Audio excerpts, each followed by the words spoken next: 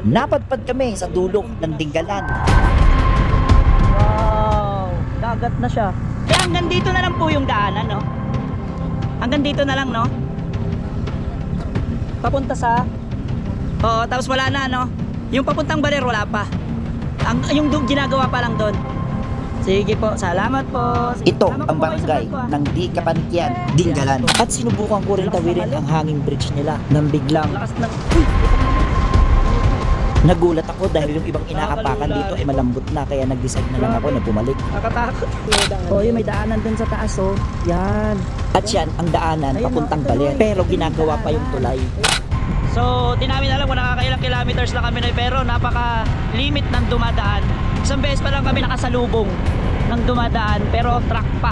Parang wala nang katapusan yung daan. Dahil dito sa view na to, kaya kami nag-decide na pumunta sa dulo ng Dinggalan. Ay, grabe. Eh, mas maganda nga to. Ang lakas ng hangin, noy. So, ito, pagka kumalang ka dyan, ayan yung papuntang Pacific View Deck, which is dyan kami galing kanina. Ito. Yan. Yan yung papuntang Pacific View Deck. Yan. Alas 6 ng umaga ay preparing for take-off na kami. At nagpapasalamat ako kay Sublime Action Sportswear para sa aming riding jersey. Pag gusto nyong bumili ay PM nyo lamang dyan sa Facebook page nila. At ang gagamitin naming motorsiklo ay itong Honda Click na si Kandong. Hindi kalayuan sa bahay namin ay merong gasoline station. At bago tayo tumuloy sa biyahe, kailangan muna natin magpa full tank. At ang full tank ay inabot lamang ng 260 pesos. 260 yan. 260. At yung 260 pesos na yan, no, ay going to Dinggalan na yan. Dahil meron lamang tayong 159 kilometers with 4 hours and 30 minutes. So, meron tayong 4 hours and 23 minutes. Ayan. So, ang estimated arrival natin doon ay 11:06. So, tara mine. Mula sa San Jose del Monte, Bulacan ay kailangan mo munang daanan itong Norsagaray, Bulacan. So yun, papasok na tayo ng Norsagaray. So dito kami dumaan kasi dito yung mas malapit na daanan sa area namin, which is sa may Norsagaray going to dadaanan namin hanggat Bulacan and then DRT. So mas pinili namin dito. Actually may sinasuggest na daan pero magbabypass pa. Lumayo ng konti pero mas mabilis. So as of now, Noy, maganda yung panahon and hindi masyadong traffic dahil, ewan ko today is Monday and may pasok yung mga estudyante. March, anong date ngayon, Mine? March 10. So, hindi rin umuulan. Pero umulan kagabi, kaya pansin nyo, basa yung mga kalsada. So hopefully, hindi na siya uminit ng sobrang init para smooth lang yung biyahe namin going to Dinggalan. Malapit na tayo lumabas ng Norsagaray. And next naman na bayan ay Angat, Bulacan. So yan. Sa part na yan, kapag kumaliwa ka dyan, going to Santa Maria yan. Yan, going to Santa Maria yan dyan. So dito tayo, para papunta tayo ng DRT, dito tayo dadaan. Ang day 1 ay punong-puno ng excitement, punong-puno ng energy. So maglalakad kami, nandun na yung parking. At hindi namin alam kung ano ang mga mangyayari sa amin. Puro paahon, wala na akong gasolina. Ayun, one bar na lang, one bar. Lahat ng isipin ay idadaan sa tawa para makalimutan pansamantala. So approximately we're entering Angat, Bulacan. Yan. So Angat, Bulacan na itong pagpasok natin ng Arco. Yan. Angat. Angat, mahal kita. Mahalin mo rin ako. Eish! Kulit mo nun!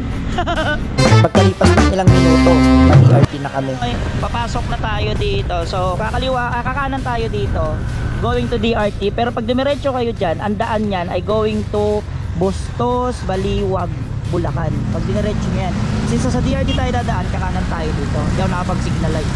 Yan. Tapos meron tong isang daanan na pag gusto nyo mag-bypass, kapag nag-bypass kayo, kakaliwa kayo dito sa gasolinahan na to. Nakikita nyo, pinapakaliwa. Ayan o. Pero hindi kami dyan kakaliwa. Kasi sa DRT nga tayo dadaan, gusto namin masulit yung panonood ninyo. Sa DRT pa lang, mabubusog na kayo sa view. Sa mga hindi pa nakakapunta ng DRT, ito yung para sa inyo, tong ride na to. Kasi DRT with Dinggalan to. Kakaliwa kayo dyan kapag gusto nyo mag-bypass. Yan. Alright, so nandito na tayo sa DRT. Welcome to Doña Remedios Trinidad. So sa mga gusto magpa-pictures, pwede kayo magpa-pictures dyan. Walang bayad dyan tulad nila. Ayan. So yan, Noy, naka-sound trip na kami kasi gamit namin EJS Q8 Q8 X10. bagong Ijeyas. Salita ka, May. Hello. Yan. So, kagandahan dito, nakakapag-sounds kami habang ganito yung nature at the same time nakakapag-usap kami. Yan, walang kasabay na mga truck, sariwang hangin. Hindi naman totally sariwa. Medyo kahit lumayo ng konti, still masarap pa rin dito dumaan. So, nakita niyo yung bundok na yun. Ayun. Grabe, yung ganda, no? So, itong part ng DRT na to, Noise, ito yung maraming mga pasyalan. Maraming mga campsite at saka mga ilog.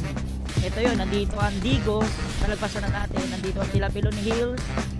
Dito rin ang daanan ng Talonpari Falls. At kung ano-ano pa. Yun nga lang, ang daming tae sa kalsada. Ang daming kasing aso.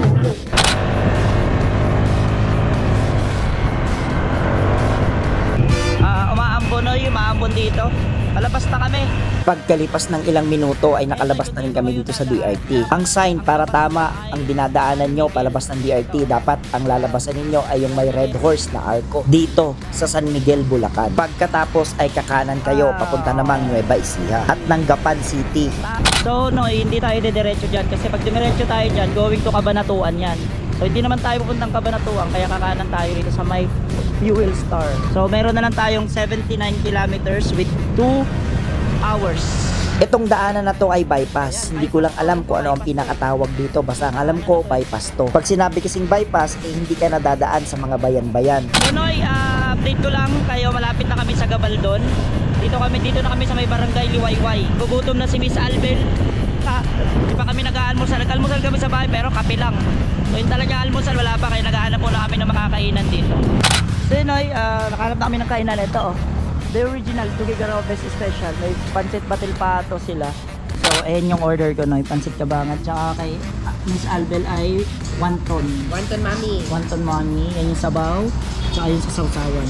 Alright, so kain muna kami. Isang mabilisang breakfast lang to, Noy, dahil wala pa talagang laman yung mga tiyan namin. Inaabot na kami ng gutom. At ang binayaran pala namin dito para sa pagkain namin na to ay 220 pesos. So 220 at saka 260 pesos na gasolina kanina ay meron na tayong 480 pesos. So gumastos tayo ng 220 para sa breakfast namin. Siguro lunch na to diretso.